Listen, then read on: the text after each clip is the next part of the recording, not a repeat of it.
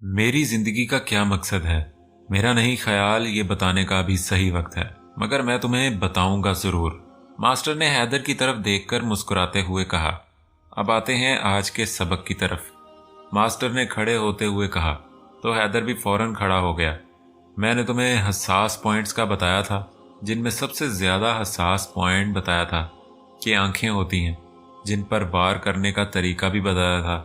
याद रहे ये वाला पॉइंट, और जो पॉइंट्स मैं आज बताने जा रहा हूँ वो सब ऐसे अफराद के लिए बेहद काम के हैं जिनका सामना अपने से ताकतवर से हो, जैसा कि बच्चे और लड़कियां। और इन चीज़ों और पॉइंट्स पर अमल भी तभी करना है, खासकर आंखों पर वार तभी करना है जब सवाल इज्जत या जान का आ जाए। बाकी पॉइंट्स पर अमल जिस मर्जी लड़ाई में करो, मास्टर ने वार्न करते हुए कहा। अब आते हैं आंखों और गर्दन के बाद दूसरे नाजुक और हसास पॉइंट्स की तरफ, जिन पर वार करके आप अपने से ताकतवर को जेर कर सकते हैं। मैं तुम्हें पकड़ने जा रहा हूं और समझो कि मैं तुम्हारी इज्जत या जान लेने का इरादा रखता हूं। जितनी जल्दी हो सके तुमने मुझसे बचकर दूर भागना है। मास्टर ने हैदर पर झपटने की तैयारी करते हुए कहा तो हैदर होशियार हो गया। मास्टर ने यकदम आगे बढ़कर हैदर की कलाई पकड़ ली। हैदर ने फौरन कलाई छुड़ाने की कोशिश की और जोर लगाकर भागने और कलाई आजाद करवाने के लिए जोर लगाना शुरू कर दिया। गलत, गलत मूव, मास्टर बरहमी से बोला। जब भी कोई ऐसा मौका आता है कि कोई किसी को कहीं से पकड़ता है तो 95% लोग अपने हवास खोकर इस हिस्से को छुड़ाने के लिए जोर आजमाई शुरू कर देते हैं। वो क्यों नहीं सोचते ये कोई जोर आजमाई की गेम नहीं, एक जंग है जिसमें खुद को बचाकर दूसरे को ज्यादा से ज्यादा नुकसान पहुंचाना है, मास्टर बरहमी से बोला। और दुश्मन जब पकड़ता है उसके जहन में ये बात ऑलरेडी मौजूद होती है कि अब मुकाबिल खुद को छुड़ाने की कोशिश करेगा। याद रखो, जंग में जो दुश्मन की नफ्सियात को समझ गया वो आधी जंग जीत गया, मास्टर अब समझा रहा था। तो फिर क्या करना चाहिए, हैदर ने कंफ्यूज होते हुए पूछा।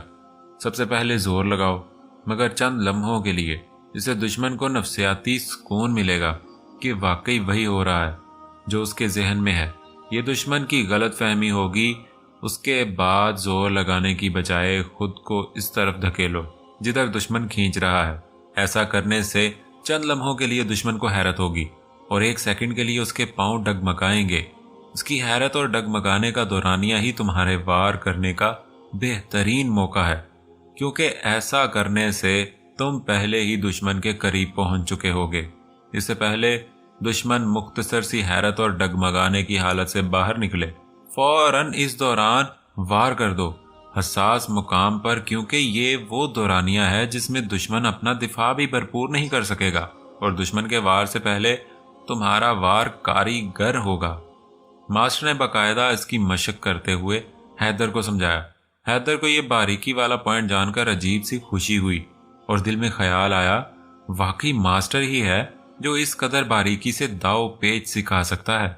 आंखें, गर्दन का फ्रंट, साइड और बैक वाला पोर्शन, नाक, कान, दोनों टांगों के दरमियान, घुटनों के ऐन ऊपर सख्त हड्डी या घुटनों के ऐन पीछे वाले हिस्से, ये वो पॉइंट्स हैं जो वार करने के लिए बेहतरीन पॉइंट्स हैं।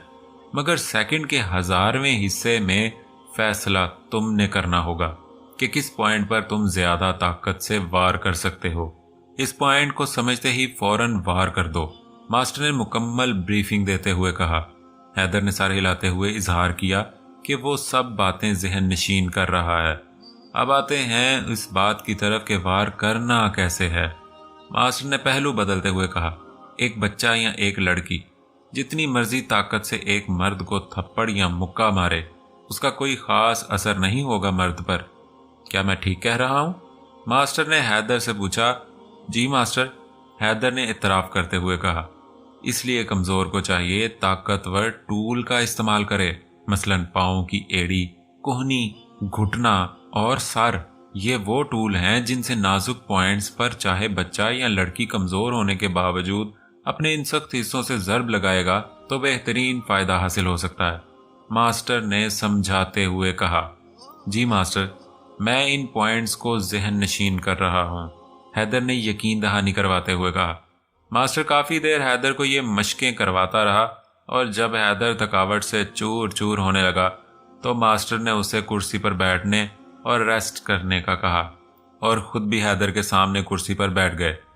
تمہیں پتہ ہے صحابہ رضی اللہ تعالی عنہ کے دور میں کون سی سپر پاورز تھیں؟ ماسٹر نے اچانک ایک سوال کرتے ہوئے کہا۔ جی، فارس اور روم، یہ 2 سپر پاورز تھیں جو کئی ملکوں پر مشتمل تھیں، حیدر نے فوراً جواب دیا۔ اور صحابہ رضی اللہ تعالیٰ عنہ نے انہیں کیسے شکست دی؟ ماسٹر نے ایسے پوچھا جیسے پہیلی پوچھتے ہیں۔ مسلمان بہت بہادری سے لڑے، ان کے ساتھ اللہ کی مدد تھی، انہوں نے اپنی زندگیوں کی پرواہ نہ کرتے ہوئے بے مثال شجاعت کا مظاہرہ کیا۔ حیدر نے انتہائی جوش و خروش سے جواب دیا۔ اچھا، اور کیا کچھ کیا؟ ماسٹر نے مسکراتے ہوئے پوچھا، اور حیدر کنفیوز سا ہو گیا۔ اور کیا بتائے؟ پتہ نہیں۔ جب کوئی جواب نہ بن پایا تو حیدر نے لا علمی کا اظہار کیا۔ یہی تو مسئلہ ہے ہمارے ساتھ کہ ہم بس سرسری سا سن لیتے ہیں اور پڑھ لیتے ہیں، تحقیق نہیں کرتے، تہہ تک نہیں پہنچتے۔ ماسٹر نے اپنی ران پر ہاتھ مارتے ہوئے کہا۔ اچھا، کوئی سے 2 مسلمان سپہ سالاروں کے نام لو۔ ماسٹر نے پوچھا۔ حضرت خالد بن ولید رضی اللہ تعالیٰ عنہ اور حضرت عمر فاروق رضی اللہ تعالیٰ عنہ۔ حیدر نے فوراً جواب دیا۔ تم نے یہی 2 نام کیوں لیے؟ ماسٹر نے پوچھا۔ حضرت خالد بن ولید رضی اللہ تعالیٰ عنہ ناقابل شکست رہے اور ہر جنگ میں اہم کردار ادا کیا، جبکہ حضرت عمر فاروق رضی اللہ تعالیٰ عنہ کے دور میں سب سے زیادہ فتوحات ہوئیں۔ حیدر نے جواب دیا۔ بے شک اللہ کی مدد ان کے ساتھ تھی، مگر اللہ تعالیٰ نے بھی فرمایا ہے جتنی کوشش کر سکو اور نتیجہ میری ذات پر چھوڑ دو، اس لیے انہوں نے بھی سارے اسباب اختیار کیے تھے۔ ماسٹر نے تمہید باندھتے ہوئے کہا۔ جنگ جیتنے کے لیے سب سے اہم چیز ہوتی ہے جنگی حکمت عملی۔ میں اسلام کی سب سے پہلی جنگ کا ذکر کرتا ہوں۔ اگر مسلمان بس یہ کہہ کر مطمئن ہو جاتے کہ اللہ کی مدد تھی، بے شک اللہ کی مدد تھی، مگر آپ آخری نبی صلی اللہ علیہ وآلہ وسلم نے بہترین جنگی حکمت عملی بھی بنائی تھی، اسباب کو بھی اختیار کیا تھا جو جنگ جیتنے کے لیے ضروری تھی۔ ادھر کوئی توجہ نہیں دیتا۔ ماسٹر بولتا جا رہا تھا، مگر حیدر کو اچانک بہت دلچسپی محسوس ہونے لگی۔ ایسا تو اس نے کبھی پڑھا نہ کبھی سنا تھا کہ حضور کریم صلی اللہ علیہ وآلہ وسلم نے کوئی حکمت عملی بھی بنائی تھی۔ رسول پاک صلی اللہ علیہ وآلہ وسلم کی قیادت میں مسلمانوں نے 12 رمضان المبارک کو مدینہ سے کوچ کیا۔ اسلامی لشکر نے مدینہ سے بدر تک کا فاصلہ اس طریقے سے طے کیا جو عصر حاضر کی صحرائی اور میدانی جنگوں کے مطابق اور ہم آہنگ ہے۔ آپ صلی اللہ علیہ وآلہ وسلم نے فوج کی حرکت کے دوران اس کے آگے ایک جاسوسی دستہ بھجوایا تاکہ دشمن کے بارے میں معلومات حاصل کی جا سکیں اور فوج کی پیش قدمی کے دوران دشمن کے ممکنہ اچانک حملے سے محفوظ رہے۔ آپ صلی اللہ علیہ وآلہ وسلم نے اسلامی لشکر کو دستوں اور گروپس میں تقسیم کیا اور ان کے کمانڈر مقرر کیے۔ آپ صلی اللہ علیہ وآلہ وسلم نے مہاجرین اور انصار کو بھی الگ الگ دستوں میں ترتیب دیا۔ آپ صلی اللہ علیہ وآلہ وسلم نے لشکر کے عقب اور پہلوؤں کی حفاظت کے لیے بھی دستے معمور کیے۔ آپ صلی اللہ علیہ وآلہ وسلم نے عام استعمال والے راستے کو چھوڑ کر ایک ایسے راستے کا انتخاب کیا جو کہ بہت کم استعمال ہوتا تھا تاکہ مسلمانوں کی حرکت پوشیدہ رہے۔ مسلمان کامیابی کے ساتھ زعفران یعنی بدر کے نزدیک پہنچ گئے۔ یہاں پہنچ کر آپ صلی اللہ علیہ وآلہ وسلم نے ایک دستہ بدر کی سمت اور ایک دستہ شام سے مکہ کے راستے کی سمت بطور خفیہ جاسوسی معلومات کے لیے روانہ کیے تاکہ دشمن تعداد، ہتھیار، گھوڑے، ساز و سامان، رسد و رسائل وغیرہ، زمین، پانی، رکاوٹیں، چھپنے کی جگہیں وغیرہ اور تجارتی قافلے کے بارے میں معلومات حاصل کریں۔ اگلے روز اسلامی دستوں نے قریش کے 2 غلام پکڑے جو ان کے لیے پانی لے جا رہے تھے۔ ان سے آپ صلی اللہ علیہ وآلہ وسلم نے خود تفتیش کی، جس پر یہ بات سامنے آئی کہ قریش ایک فیصلہ کن جنگ کے لیے نکلے ہیں۔ اور انہوں نے بدر سے جنوب مغرب میں پڑاؤ ڈالا ہوا۔ بدر میں پہنچ کر آپ صلی اللہ علیہ وآلہ وسلم نے مشاورت سے اسلامی لشکر کے لیے ایسی جگہ کا انتخاب کیا جو اونچائی پر تھی، اور ساتھ ہی پانی کے ذرائع پر کنٹرول حاصل کیا۔ قریش کے لشکر نے بدر کے جنوب مغرب کی جانب کیمپ کیا۔ مسلمانوں نے بدر کے چشموں کے نزدیک سخت زمین پر ڈیرا ڈالا۔ چشموں تک جانے کے لیے قریش کو کافی فاصلہ ریت کے ٹیلوں اور نرم زمین پر طے کرنا پڑتا تھا، جو کہ انفنٹری اور گھوڑوں کے لیے مشکل تھا۔ چشموں کے عقب کا علاقہ اونچا اور دفاعی نقطہ نظر سے نہایت موزوں تھا۔ رسول پاک صلی اللہ علیہ وآلہ وسلم نے اپنی فوج کے لیے اونچی جگہ کا انتخاب کیا۔ آپ صلی اللہ علیہ وآلہ وسلم نے اپنی فوج کے استعمال کے لیے ایک کنواں چھوڑ کر باقی تمام کو ریت سے بھر دیا یا بنیرے بنوا کر پانی کا رخ موڑ دیا۔ کیونکہ مسلمانوں کے پاس کیولری یعنی گھوڑ سوار دستے کی کمی تھی، اس لیے آپ صلی اللہ علیہ وآلہ وسلم نے دفاعی حالت اپنانے کا فیصلہ کیا۔ آپ صلی اللہ علیہ وآلہ وسلم نے اپنی فوج کو اس طرح ترتیب دیا کہ اس کی دونوں اطراف اور عقب کو بدر کی پہاڑیاں کور مہیا کر رہی تھیں۔ تیر اندازوں کو فلینکس پر اور پیچھے کی جانب اور اونچی جگہ پر کھڑا کیا۔ اچھے جنگجوؤں کو درمیان میں سامنے والے دستوں میں رکھا تاکہ وہ حملے کے ابتدائی تیزی کو برداشت کر کے منہ توڑ جواب دے سکیں۔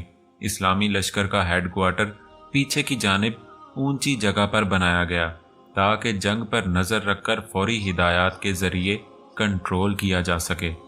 ایک چھوٹی سی فورس جس کی تعداد کا صحیح علم تو نہیں ہے، لیکن اندازاً 25 سے 30 افراد پر مشتمل کو ریزرو کے طور پر رکھا گیا تاکہ ناگہانی حالت میں یا حملے کی صورت میں استعمال ہو سکے۔ جنگ والے دن آپ صلی اللہ علیہ وآلہ وسلم نے خود اسلامی فوج کو ترتیب دی اور تفصیلی ہدایات دیں اور موقع پر جا کر آخری تبدیلیاں کی۔ فوج کے آخری معائنے کے دوران آپ صلی اللہ علیہ وآلہ وسلم نے لشکر سے خطاب فرمایا اور انہیں جہاد کے لیے موٹیویٹ کیا۔ آپ صلی اللہ علیہ وآلہ وسلم نے لشکر کو لڑائی کا طریقہ کار سمجھایا کہ اپنی جگہ قائم رہتے ہوئے دشمن کو پہلے اپنے ہتھیاروں کا ان کی رینج کے مطابق استعمال کر کے روکنا ہے اور تیر برسا کر اس کے حملے کو منتشر کرنا ہے۔ آپ صلی اللہ علیہ وآلہ وسلم نے سخت تاکید فرمائی کہ جب تک آپ صلی اللہ علیہ وآلہ وسلم کی طرف سے حکم نہ آئے مسلمان اپنے حملے کا آغاز نہیں کریں گے۔ متحدہ کمان کے اصول پر عمل کرتے ہوئے پوری اسلامی فوج کی قیادت صرف آپ صلی اللہ علیہ وآلہ وسلم کے ہاتھ میں تھی۔ یہ تھی پوری جنگی حکمت عملی آپ صلی اللہ علیہ وآلہ وسلم کی۔ ماسٹر نے ایسے جنگ کا نقشہ کھینچتے ہوئے بتایا جیسے وہ خود اس جنگ میں شریک رہے ہوں۔ حیدر منہ پھاڑے یہ سب سن رہا تھا اور حیران ہو رہا تھا۔ بابا، میں بھی آپ کی ٹیم میں شامل ہونا چاہتی ہوں، سیکھنا چاہتی ہوں، کھولا نے اشتیاق سے کہا۔ نہیں، تم اس ٹیم میں کبھی شامل نہیں ہو سکتی، بابا نے سخت اور دو ٹوک الفاظ میں کہا۔ مگر کیوں؟ کیا مطلب کبھی بھی شامل نہیں ہو سکتی؟ کھولا نے شاک اور دل گرفتہ ہو کر پوچھا۔ کیونکہ تمہیں اس سے بھی بڑے کام کرنے ہیں، بابا نے مسکراتے ہوئے کہا۔ وہ کیا؟ حیرت سے کھولا نے پوچھا۔ وہی جو عورت کے ذمے ہوتے ہیں، بابا نے اطمینان سے کہا۔ کیا مطلب؟ میں کچھ نہ کروں اور بس عام عورت کی طرح گھر بیٹھ کر بچے پالوں؟ کھولا نے ڈوبتے لہجے میں کہا۔ تم عام عورت نہ بنو، خاص بن جانا۔ بابا کے اطمینان میں کوئی فرق نہ آیا۔ اب اس کا کیا مطلب خاص بن جانا؟ اگر یہی کرنا تھا تو اتنی ٹریننگ بچپن سے وہ سب کس لیے؟ کھولا کو بابا کی باتوں پر یقین نہیں آ رہا تھا کہ بابا اس کے ساتھ ایسا کر سکتے ہیں۔ وہ سب تمہیں اپنا دفاع کرنے کے لیے سکھایا تھا تاکہ جب کبھی تم پر ایسا وقت آئے تو اپنا دفاع کر سکو، بابا نے پرسکون لہجے میں کہا۔ مگر بابا، میں عام عورت کی طرح زندگی نہیں گزار سکتی، کھولا نے احتجاجی لہجے میں کہا۔ عام عورت کی طرح نہیں، تم خاص عورت کی طرح زندگی گزارنا، بابا نے اطمینان سے کہا۔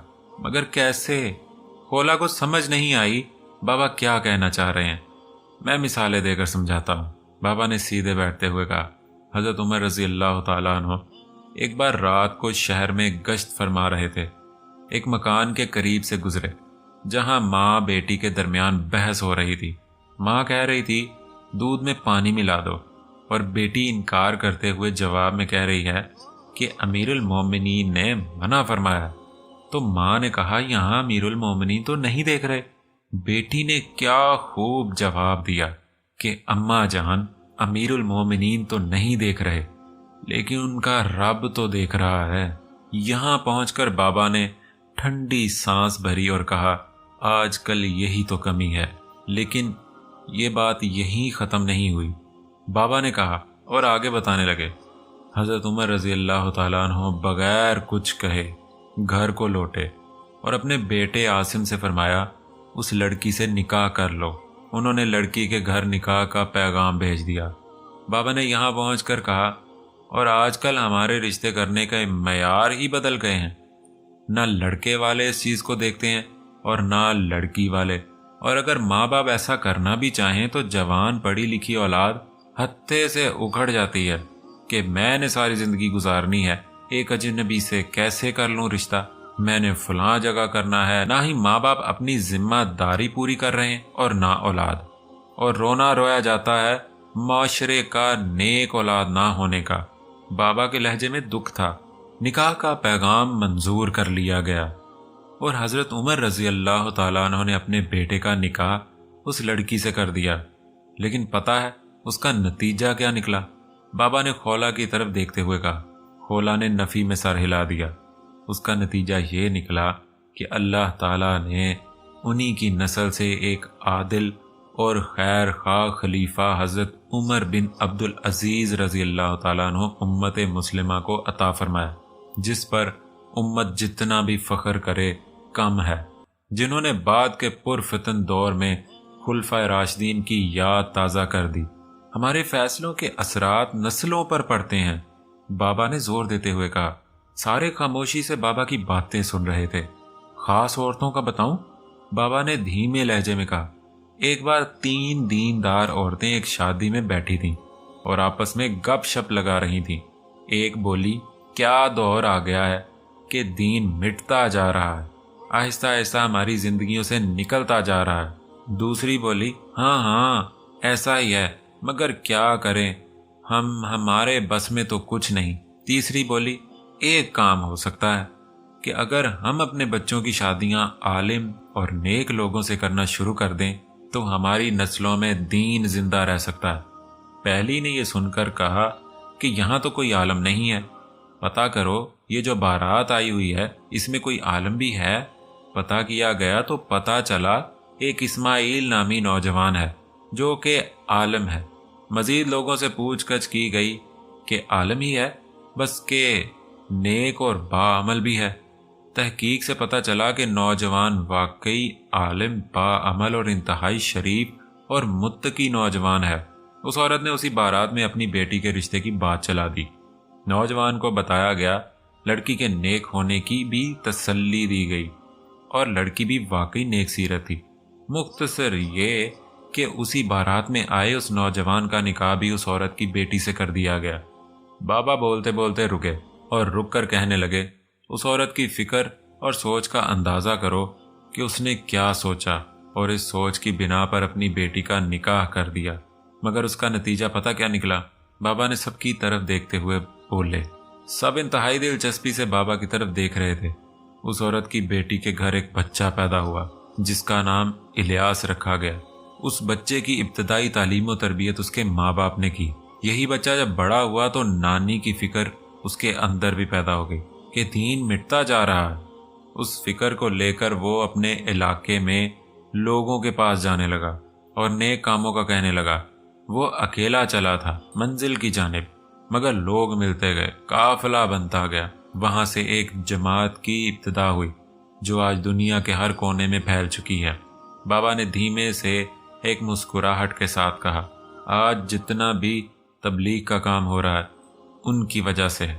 جو نیکی کے کام پر لگ گیا، جو برائی سے بچ گیا، اس سارے کام کا ثواب ان تینوں عورتوں کے کھاتے میں جا رہا ہے، خاص کر اس عورت کے کھاتے میں جس نے اپنی بیٹی کی شادی محض دین کی فکر میں ایک اجنبی عالم باعمل سے کر دی تھی۔ अब खुद अंदाजा लगा लो कितना बड़ा सदका जारिया है। बाबा ने हसरत से कहा, मगर उन पर एतराजात भी उठते हैं। खोला ने दबे दबे लहजे में कहा, हाँ उठते हैं, मगर इस बात में कोई शक नहीं कि उनकी वजह से बहुत से लोग नेकी की राह पर कामजन हुए हैं। यहाँ मुझे इशफाक अहमद और बानो कुदसिया का एक वाकया याद आ गया। इशफाक अहमद मरहूम फरमाते हैं कि मैं अपनी अहलिया बानो के साथ इंग्लैंड के एक पार्क में बैठा हुआ था कि वहाँ जमात के कुछ नौजवान चहलकदमी करते हुए पार्क में आए। इतने में मगरिब का वक्त हुआ तो उन्होंने वहीं जमात शुरू कर दी। उन नौजवानों को नमाज पढ़ता देखकर कुछ नौजवान लड़कियों का एक ग्रुप उनके पास पहुंचा और नमाज मुकम्मल होने का इंतज़ार करने लगा। मैंने अपनी अहलिया से कहा कि आओ देखते हैं कि इनके दरमियान क्या बात होती है। मरहूम फरमाते हैं कि हम दोनों मियाँ बीवी वहाँ चले गए और नमाज ख़त्म होने का इंतज़ार करने लगे।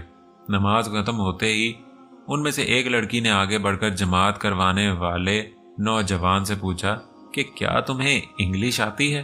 तो नौजवान ने कहा कि जी हाँ आती है। तो लड़की ने सवाल किया कि तुमने अभी ये क्या अमल किया? तो नौजवान ने बताया कि हमने अपने रब की इबादत की है। तो लड़की ने पूछा, आज तो इतवार नहीं है, तो आज क्यों की? तो नौजवान ने उसे बताया कि हम ये रोज दिन में 5 बार अमल करते हैं। तो लड़की ने हैरत से पूछा कि फिर बाकी काम कैसे करते हो तुम? तो उस नौजवान ने उसे मुकम्मल तरीका से पूरी बात समझाई।